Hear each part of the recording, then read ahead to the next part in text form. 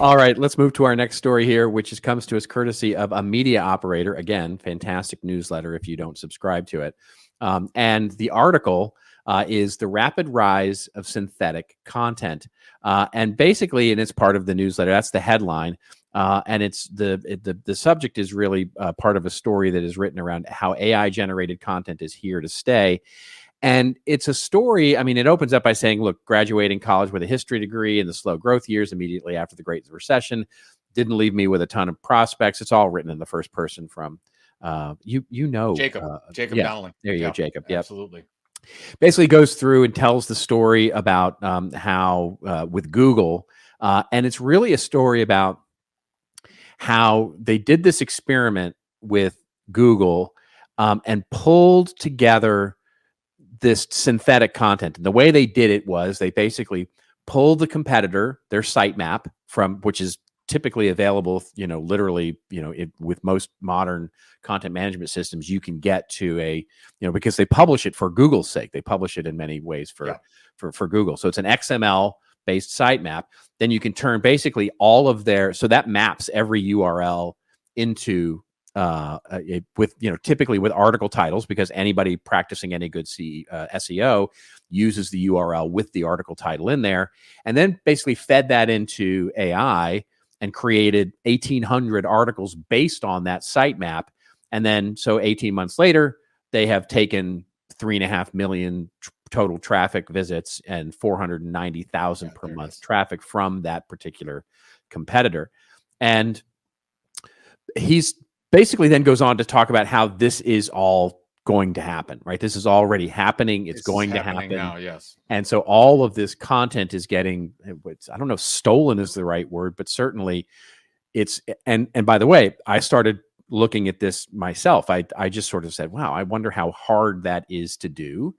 And so I used one of the AI tools that I use and did it to my site. I didn't want to do it to a competitor or to a site without, it feels a little icky to do it to somebody else, but I did it to my own site, pretending I was a competitor. Also because it was easy for me because I know exactly where the XML sitemap is. I said, look at this, pull this, basically give me the list, formatted it for me and give me, and it's pretty scary how easy and good it was to actually do all of that. And it would take work, right? It's not that you can just feed all that in and say, now spit out 1,800 articles. You have to sort of do it article by article by article, or at least, in groupings. But it's kind of scary how easy this would be to simply automate if I had any sort of programming knowledge at all. So, and I think that's what they did when they go through it. And by the way, we'll put the link in the show notes, but if you click through on the tweet, the person that did this, and Jacob was reporting on it, basically goes, and I don't know if they're proud of it. I guess, like, look at, we ripped off 3.6 million sessions. Yeah. Boom. Off of our competitors that were going to them, and how easy it is. And basically what Jacob was talking about is Google has a problem right now. Yeah. This is a big Google issue. And the reason why he went back and said, hey, I graduated and I had a job in SEO, and it was really easy to be swarmy, if you will, or use black hat methods in search engines before Google did their Panda update. That's right. What year? Like 11? Or can't remember what year. 2011, I believe. Yeah. And then that's when you couldn't do any of these weird. Well, now we're back at that pre-Panda update from Google, where you can steal somebody's titles, use some AI content, and boom, Google is going to reward you because you're using synthetic content and targeting keywords that your competitor. It's a big issue. Now, what Jacob, if you read the whole thing through, at the end of this article, Jacob talks about the fact that this is a short period of time where you can do this because Google will figure it out. And of course, if you look at history, yes, they're going, but right now they haven't. Yeah. So the amount of businesses that are being launched and created and strategies around just doing this AI content swap model, if you will, is amazing. And then does Google then just figure it out and then it's over? Kind of like the demand media of the day, when demand media was hot, because they figured out a way to do this. 300 word content, and we'll do all the keywords, and it doesn't have to be really valuable, and you'll get ranked for it. And then all of a sudden Panda came around and done. Yeah. That You business remember, was I mean, over. Demand Media was a huge unicorn looking company, right? That's right. It was a company that was going to just completely revolutionize the way we did content in those days. And then Google went, nope. Yeah. And so I mean, it lost. I want to say, I think we were doing the podcast when it finally went and we talked about They it. were still, yeah, they were still around at that time, but they were Yeah. And waning.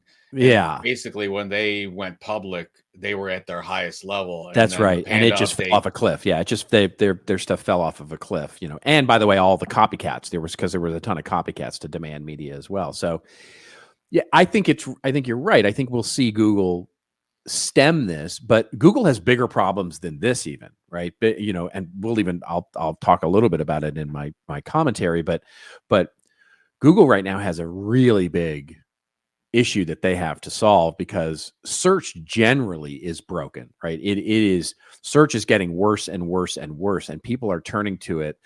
And I know this is a drop in the ocean right now, but it's a little bit like the sort of boiling frog thing, right? You just don't.